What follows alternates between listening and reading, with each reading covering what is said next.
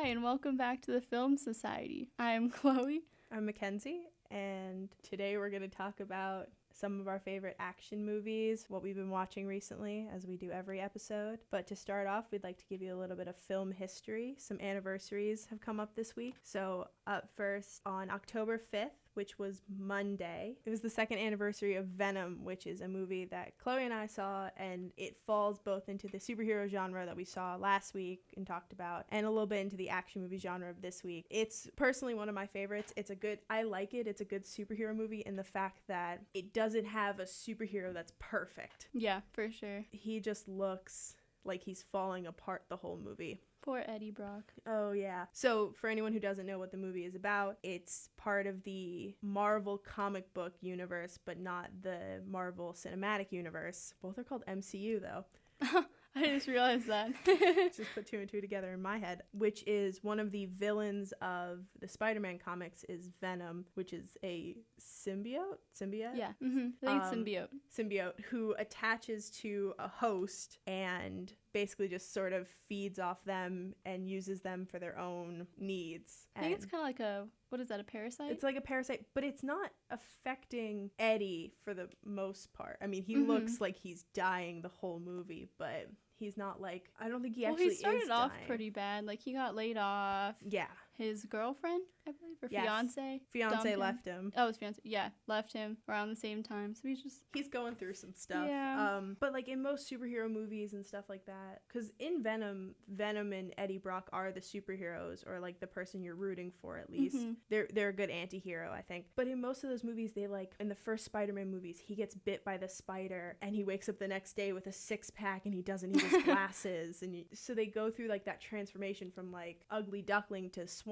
In this one, like there was never a transformation. He just looked rough through the whole movie, and yeah, I liked he's Tom Hardy though too. I mean, yeah, you can't make Tom Hardy that ugly. Like it takes a lot of work, but I think I liked it better in that aspect of there was no like shining moment where he became the superhero. He was just like a good guy through the movie who just happened to have this crazy thing happen to him and looked rough. Yeah, he was trying to investigate that company. Yeah, he was a news reporter going after... Oh yeah, he had his own little show. I remember that little intro.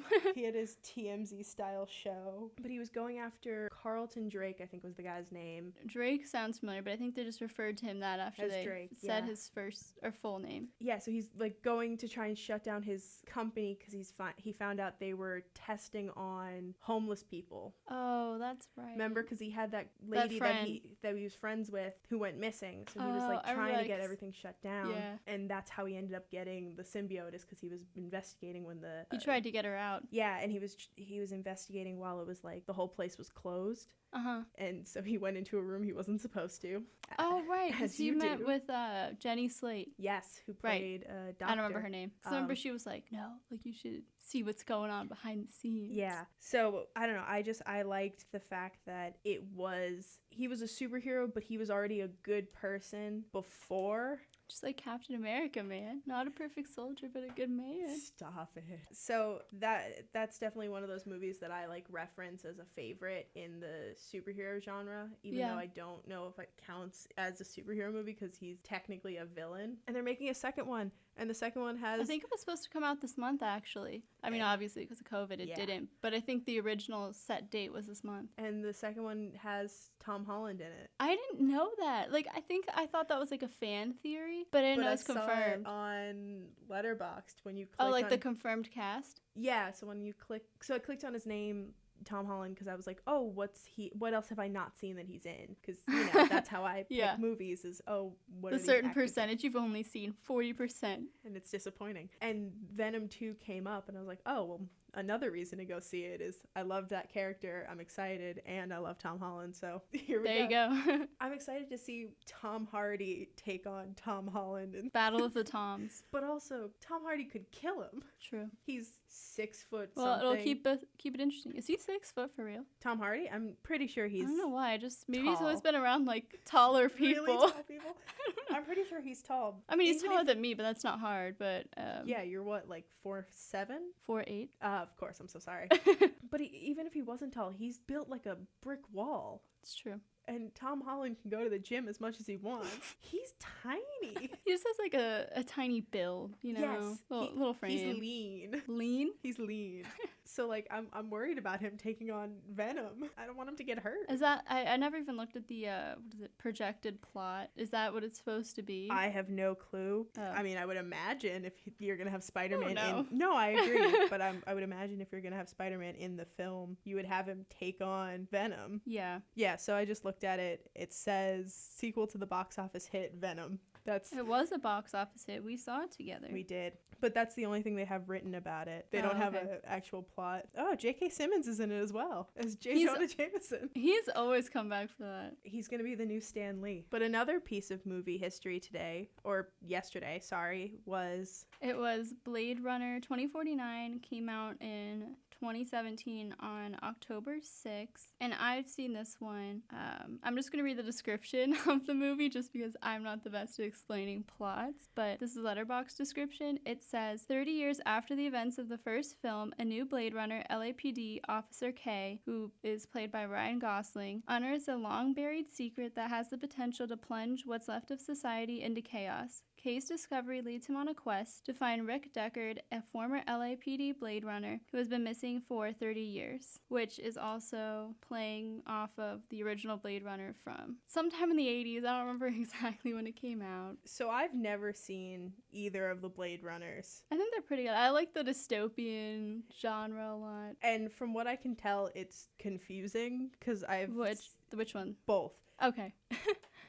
Because I keep seeing, because, you know, we both follow movie accounts, and I see people argue all the time about which cut of Blade Runner is the right one to watch. Like, no, you have to watch the director's cut, because that's where he reveals this, that, and the other thing. I have heard that. To my knowledge, Blade Runner 2049 just did. I think that's in reference to the first one. Yeah. Because I watched it on Netflix, and I think the only one they had on there is the final cut, and I see people all the time like, that's the only one you should be watching anyway. And I'm like, well, I guess I watched the right one. I don't know what I missed out on, if there was anything. Because I've seen, I have a lot of people who say, like, no, you have to watch the director's cut. Really? Because the director's cut is the one where it makes this, and this makes sense. I mean, I didn't think the final cut was confusing at all, but I actually watched them out of order. I saw 2049 first. You saw it in theaters, right? I did not. I saw it here on campus. This is slightly off topic, but you said 40%, and then I looked at how many Tom Holland movies I'd seen, and it was 40%, and I'm a little scared that you're in my head right now. That was completely a prediction. I'm kind of impressed with myself.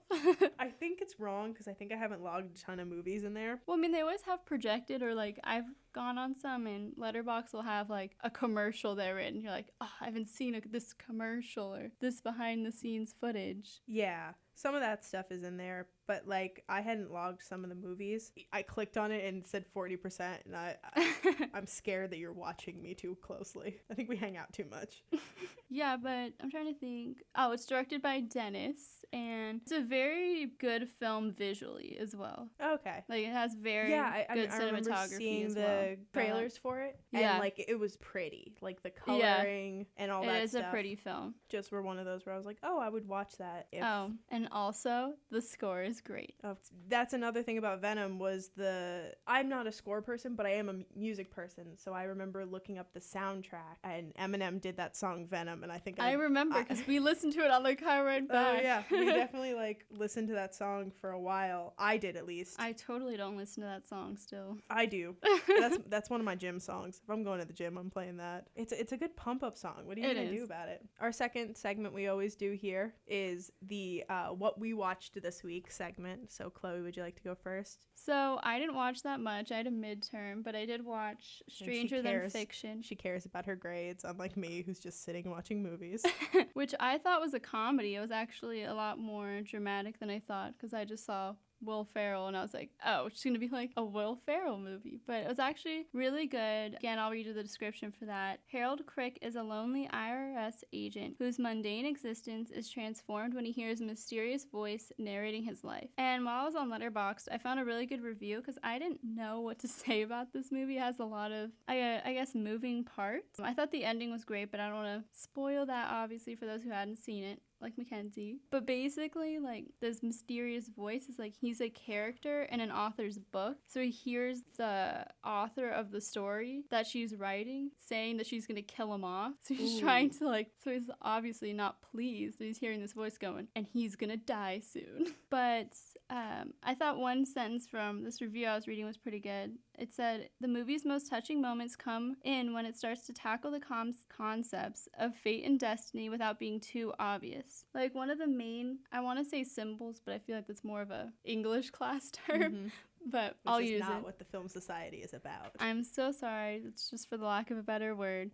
Is he always has a wristwatch. So it becomes like a big symbol throughout the entire movie. It's like his time is like counting down when like the voice is narrating it, narrating his life. But I don't know what else to say without spoiling what's going on with him and the author and the book he's in, but it's also his life. That's like that, I don't know if you've ever had it in like a philosophy class or something. It's the idea of like, if someone handed you a book that chronicled your whole life, would you read to the end? I'll be honest, no. I don't think I would. I don't like knowing my expiration date. Yeah, I would want to read like a little bit ahead to see. I don't want to get like, I don't know, maybe it's like the way my mind went, but I'm like, I don't want to get sad. Yeah, I wouldn't want to get sad. Like, I wouldn't want to find out something sad, but I'd like to just kind of know what's going to happen tomorrow, just for fun. That does remind me of Arrival a little bit, how she like can see her whole life. Spoiler. Sorry. But chooses to go with the path that she already saw, which I don't know. I always thought that was interesting about that movie as well, but that kind of reminded me of that movie and how they conceptualize time. We keep coming back to time,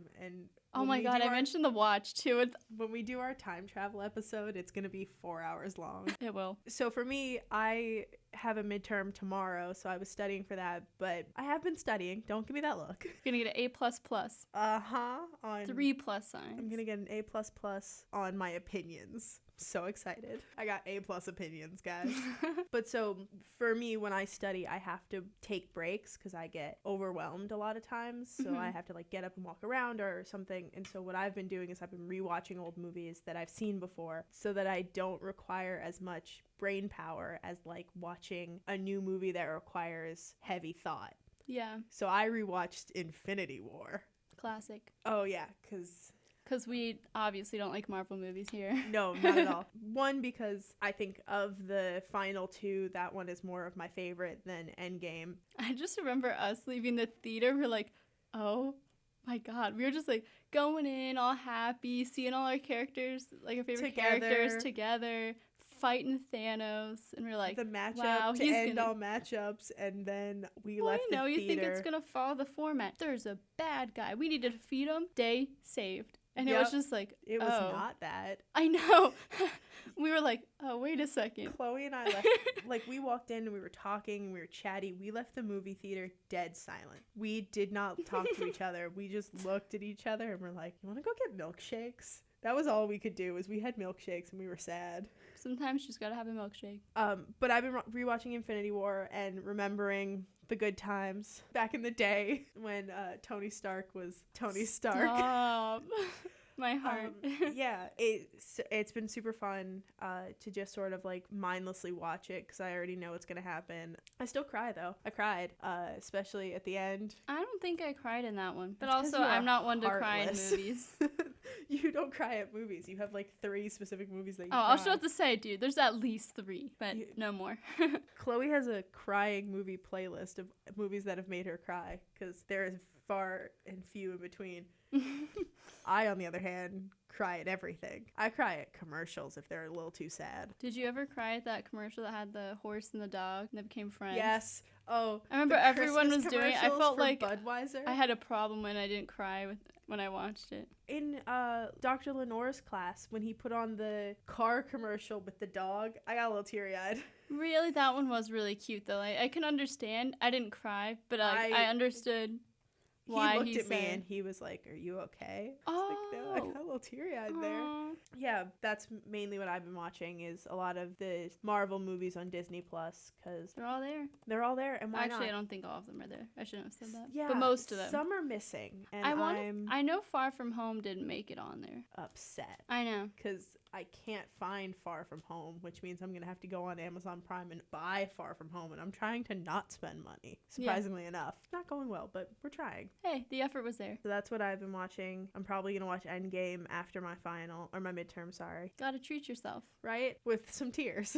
But why not? But together, we have been watching some stuff. We watched both Kingsman movies. I think the first one was the Kingsman Secret Service, and then The second Kingsman the Golden Circle. Circle. Because So- I kept thinking the circles were very, poorly Yeah. drawn? Would you say drawn? Yeah, so let's talk about the first one first. Okay, And then that we'll was get just to the immediately second what one came to and we'll mind. I'm like, complain that about was an that. oval. Yes. So Kingsman Secret Service came out in... I hold think I on. saw, this was a few days ago when we watched it, but I want to say when I looked online on Letterboxd when we were watching, I want to say 2016. You would be wrong. 17? 14. 14? Oh, Second that's one was the 17. second one. Well, Yeah. I was wrong either way, so. So the first one came out in 2014. It's directed by Matthew Vaughn, and it follows a young boy named Gary, whose nickname is Eggsy. I don't remember them saying his name was Gary. Gary. Oh. Gary Eggsy. I remember I was Unwin. like, Eggsy's so unfortunate, but I guess we're rolling with it. But I don't remember Gary being Gary's his mentioned first at all. name, because if you look on Letterboxd, it's listed as Gary Eggsy Unwin. Well, So it follows Missed a young that. kid named Gary Eggsy. We're going to call him Eggsy because it's what he's referred to as. who is referred to as Eggsy through the movie, as he goes through the trials of joining a secret society of spies. So unlike most spy organizations like MI6 or like the CIA, or which are known, Kingsman operates Under the covertly radar. under the radar, and the main character is picked to go through the trials to become a new member by Harry Hart, which sounds like a fake name. I still stand by that. It sounds like he panicked and someone's like, "What's your name?" He's like, Harry Hart." The villain in the first movie is the incomparable Samuel L. Jackson with the thickest lisp. I just remembered I read this review on Letterboxd, and it described the movie like an alternate description, and it was like, this movie, in a nutshell, is swag versus class. Yes. And I think that is That accurate. is the greatest way to describe it. Eggsy is going through these trials to become a Kingsman, and he's very clearly at odds with everyone else in the room because they're all upper society, aristocrat type people. Chloe and I made a couple jokes that they were the British versions of Chads because they were just those type of people that you see often that think money means that they're better than everyone else. And Eggsy is coming from a very different background, of more of a poor background. His dad died when he was young. His mom is forced to sort of make ends meet as best she can. They live in council, which is the British equivalent of like the projects. So he's already at odds, and he's trying to fulfill this destiny that his dad has left for him, and it makes for a very emotional movie at points where he is trying to figure out where he belongs and how he should be acting in these situations. Chloe, of course, did not agree that he was the main character of the movie. Of course not. Would you like to tell us about your main character? I think the main character was Eggsy's dog, which is named JB, which we find out a little bit later stands for Jack Bauer, and he is a pug and the cutest little sidekick. Of course, they mean to have him as a sidekick in the movie, but he just stole the whole picture. Oh, absolutely. So, I mean, he was the cutest little dog. oh my gosh, the cutest. I mean, one of the great scenes, I think, is they're all supposed to be running a race with their dogs. Oh, And I love that scene. pugs are quite small dogs. They've got tiny legs. This poor pug fits in the palm of your hand. So he's struggling to keep up with everyone else running. And Eggsy is trying to coax his dog to go faster, and it's not working. So he just ends up putting him in his vest and running with the dog just in his vest instead. And So cute. oh, yeah. So that was the first one, which I had already seen. I love those movies. I rewatched I had those. not seen any of those I till we rewatched watched those. them. I rewatched them all the time. That was the first one. We finished it. We loved it. I think you loved it. I hope I'm not going to speak. Yeah, for you. no, of course. We loved it, and so we looked at the time and realized it was not as late as we thought it was. So we said, "Do you want to watch the second one?" Chloe jumped at the opportunity. We rented the second one, which is called Kingsman: The Golden Circle, which came out in 2017. It was also directed by Matthew Vaughn. Now the second one, Eggsy has joined the Kingsmen. He's a full-fledged member operating under the. So in the first one as well, they explain that all of the members of Kingsmen are given names that reference Knights of the Round Table. So the head of the company, the organization is called Arthur. Another one is called Lancelot. Their tech wizard is named Merlin. Eggsy comes in under the name of Galahad. There is a catastrophic event at the beginning of the movie, which I feel like we can't reference too much because we don't want to give away spoilers. But there's a catastrophic event which sets it forth in the new movie, and they're forced to reach out to their brother organization, the Statesmen, which are based in the States, obviously. No way. They're based in the States, and The leader is Channing Tatum. No, the leader was not Channing Tatum. Oh, that's right, it's not. Channing Tatum was in it, though. The leader is Jeff Bridges. Right. But all the statesmen go by alcohol. That's their code name. So the leader is champagne. One of the guys is whiskey. Channing Tatum's character is tequila. Their tech wizard is called ginger ale, which is mean. That's really mean to just be like, oh, you're not in the field. You get a less alcoholic nickname. What do you think yours would be? Water. No, you'd be like a Merlot. Okay, leveling up. I don't know what my White Claw. Sure. Probably. I hate that would probably be correct. They'd be like, she drinks it enough. White Claw. But so they go stateside and they meet the statesmen, and the villain of this movie is I don't remember. Julianne Moore. Yeah, I was about to say it was Julianne Moore, and I could not tell you the character's name. Poppy. Really? Yeah, that's why it was called Poppyland. Oh, that's right.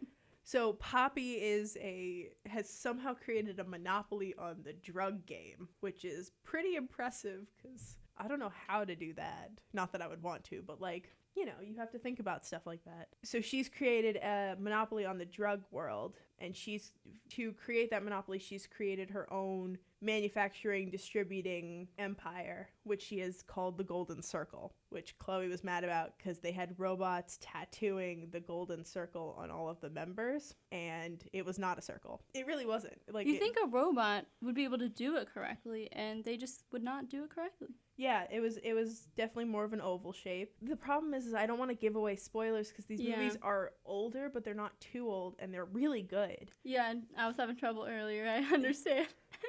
So I don't want to just ruin the movie for people because I'm trying to explain it. I think you explained it very well. I recommend going to watch it because there's a lot of stuff. At one point, Mark Strong, who plays Merlin and has the thickest Irish or Scottish accent, I wouldn't swear by either of those, sings Country Roads by John Denver, and it is chef's kiss. I forgot about that scene. Elton John is just in it as Elton John, which is, again, just hilarious. Why is he in the movie? We don't know. But he's there. Yeah. Why not? It's one of those movies that I would highly recommend watching. Do you have anything you want to add to it? I think you covered it. But I mean, you watched them for the first time. I had seen them before. What did you think of both of them? I don't want to give away too much either. I wish JB was in it more. Yes. We know you do. I guess that'd be my main criticism of the films. Okay. But, I mean, I get it. He was supposed to be the sidekick. They didn't expect him to steal the show. Yes. I think my big criticism is, and this isn't a huge one, is I wish the women characters got treated better. I could see that. There's only really the one in the first There's 3 in the second movie that have names and roles. Mm-hmm. I guess 4 if you count the girlfriend. Hey, well, I mean, progress. In the first one, 4. In the first one, Was there 2? There's 1. The friend who's also going up for training as a Kingsman. The princess was in it for a hot second. I don't think that counts as okay. What I'm talking about is has a name, has a role then that yes, influences the plot. We'll see. Is Then Roxy. They're doing better with the Golden Circle, 1 to 4. Because they went to 4, but even then, the 4 of them didn't get treated great. No. Roxy isn't in the movie very much. Mm-mm. The girlfriend, both of the female girlfriend characters are used to just push the plot forward in a lot of ways. Yeah, gotta hit the romance factor. Yeah, and the other one is a mission, and so she doesn't have a personality aside from she's a mission, and look at her, she's good looking. So the only character that actually gets a motivation is Poppy, Julianne Moore's character, but her whole motivation is undercut by the fact that one of the news cycles is like, oh yeah, she was institutionalized for being a psychopath or a sociopath. So like I feel like they didn't do enough justice to those characters. Yeah. They just were like, oh, here's a crazy woman. So I feel like they can do better on giving us female characters that actually have merit for the plot and motivations of their own. Yeah, I'd agree. That's my only thing. But I do love those movies. I feel like I need to clarify that as I'm being mean to them. I do love those movies. It's constructive criticism. It is. If Matthew Vaughn is listening, that's my big thing I wish you would fix. It moves us into what we wanted to talk about today, which is spy movies and action movies, because those fall under my favorite type of spy movies, which is spy movies that are funny. I think action movies and spy movies have a very formulaic outlook.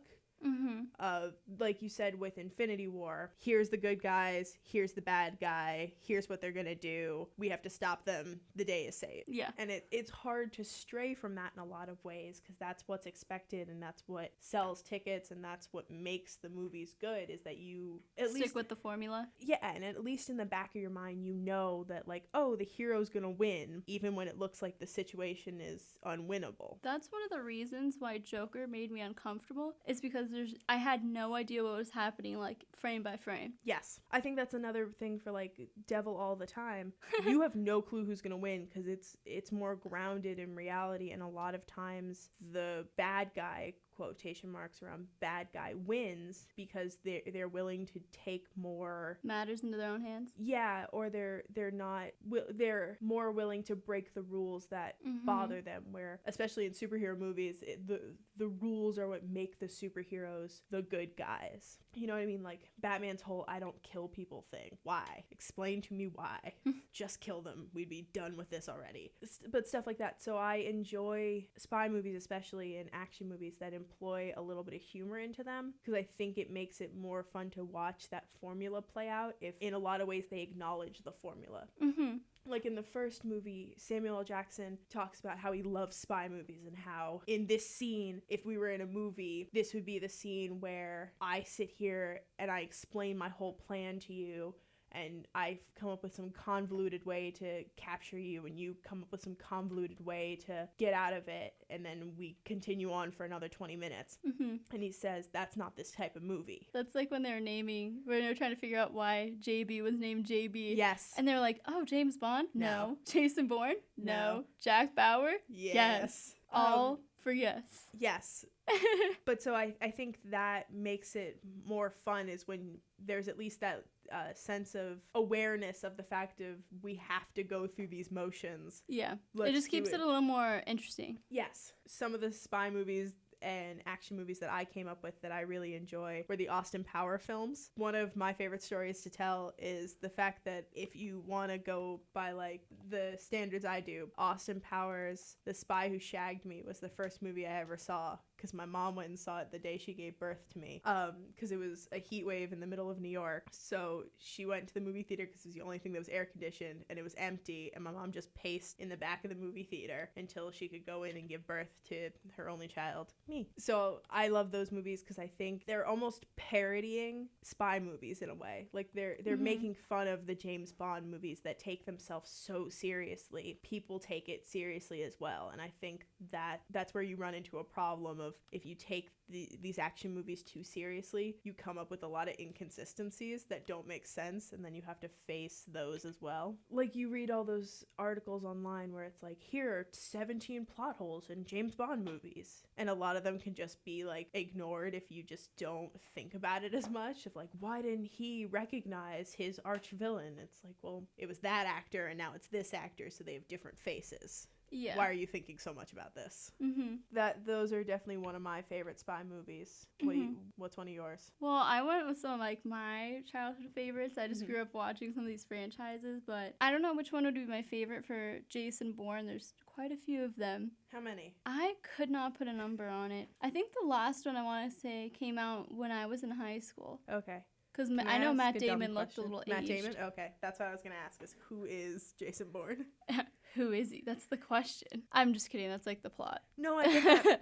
I want to say the first one's the Bourne Identity. There's like the Okay. Bourne Identity, Bourne Supremacy, Yes. Bourne Ultimatum. I don't know the order because I've just seen them so many times. I don't know why you said Jason Bourne, and I immediately thought of Jeremy Renner. Does he play? You know Is he what? Jack Reacher?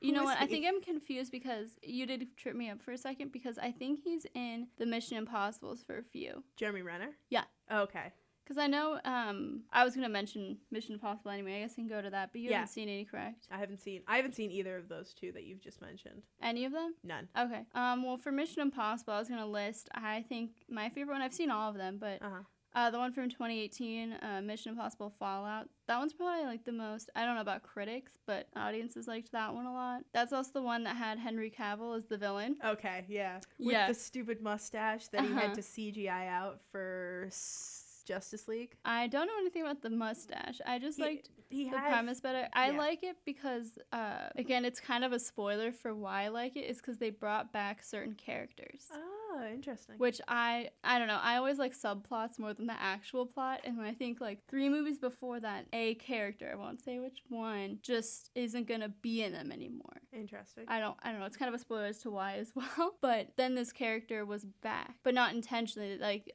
the main character, Tom Cruise, who plays, it's kind of bad I don't remember his character's name, the main character. But basically, you know, he does the impossible missions. It's kind of the whole premise. Willing to accept the mission, you know, that kind of thing. Yep. And he's always like, yeah. Ethan Hunt, that's what it is. That's so embarrassing. I forgot that. But I would say that one's probably my favorite. Again, there's so many. You know, he always does his own stunts. He's a stunt man, basically.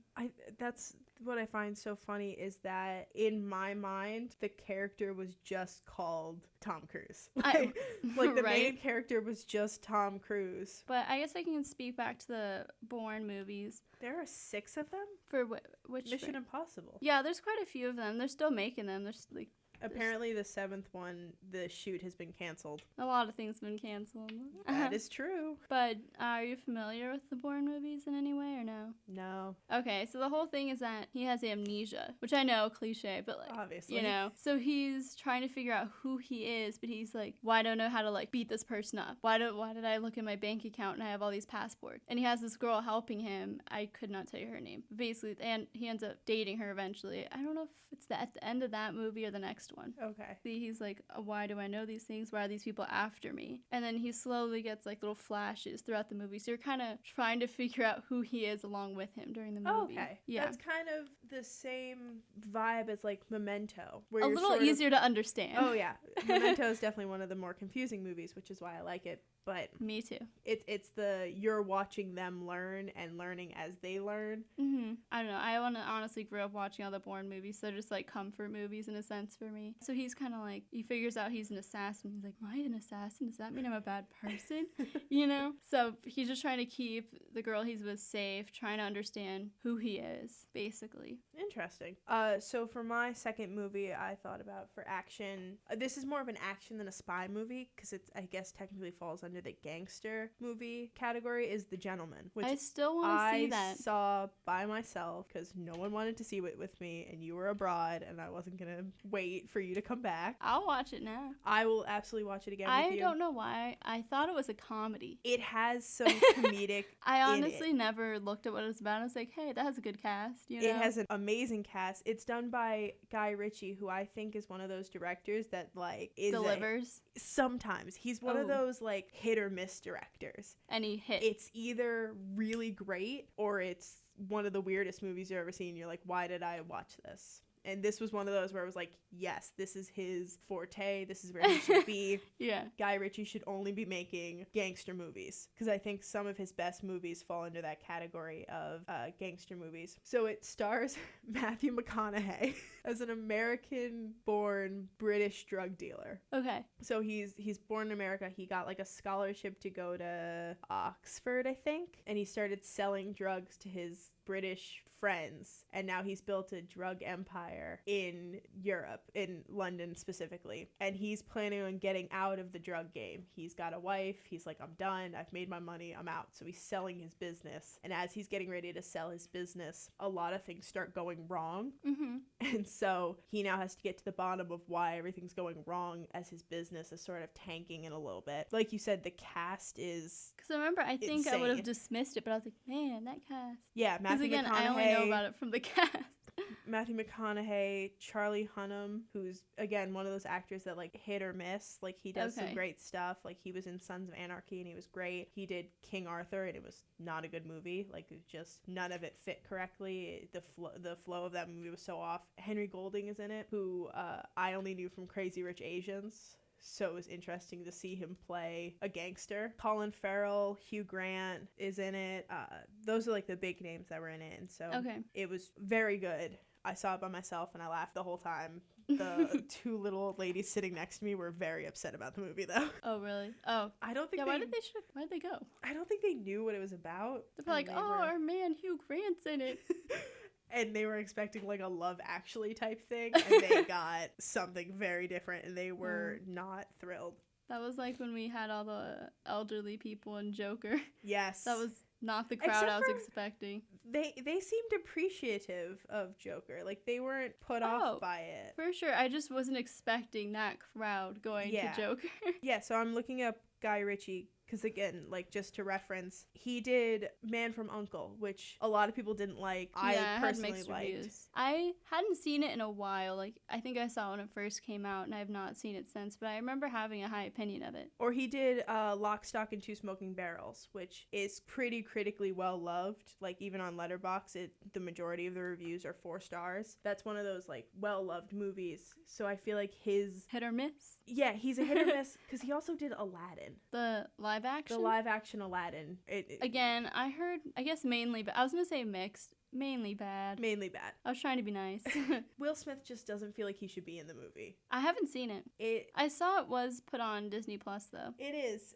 If you want to watch it, I will sit through it with you because I'm a good friend. That'll be one of, I'll have it in the background doing my homework. Yes. So I can say I've seen it. Yeah, but that's what I mean is like he did that. He did the first he did the Sherlock Holmes movies with RDJ. Okay. But you know, so do you see what I mean of like no, some I know are what you mean. great and some are just fall flat, and so I think this is one of the ones where he did like he rose to the occasion. Yeah, he did a good job with it. It was a little bit meta. It was a little bit because if I remember correctly, Guy Ritchie, the director, is in the end of the movie where like a Tarantino kind of thing. But Hugh Grant is trying to sell him the story of the movie. And he's like, sold. And in the background is a poster of Man from U.N.C.L.E. Oh, that's funny. So I thought that was hilarious. But he also did King Arthur, the one with Charlie Hunnam that was bad. Yeah, so I remember. He's one of those directors that wins sometimes, loses sometimes, and this is one of his wins, I think. That was a very long-winded way to say I liked it a lot. It was funny. It didn't take itself too seriously. But it had some good drama. It wasn't too funny. It wasn't too over the top. Yeah. Charlie Hunnam delivered a great performance in that one as the sidekick to Matthew McConaughey. Matthew McConaughey, of course, is just the weirdest dude in the world. But he delivers on being like a weird Southern guy in the middle of England. Mm-hmm. So I think that was a great movie. What's your last movie? And since we're running low on time, I guess I'll just do like some honorable mentions and just list some of the ones I put down. So one of the other ones that I had listed for under the genre I like was Mad Max Fury Road, which again isn't spy but is more under action. Mm-hmm. No Escape, again kind of more action. Jack Reacher, Die Hard, The Italian Job, and Jack Ryan's Shadow Recruit, which I know there's a few Jack Ryan movies, but that's the one with Chris Pine. Of course. Yeah. Good choice. So from a couple more honorable mentions on my side, I had American Assassin, which I like a lot. We both had Taken written down. I've only seen 2 of the Takens. I hated one of them. I just remember the second one. It was the one where they were in the States. Is that the second one? Yeah. But I hated that one. I don't think they were actually in the States. But it was not in Paris. They didn't have to travel to get there. They were home when they were dealing with whatever.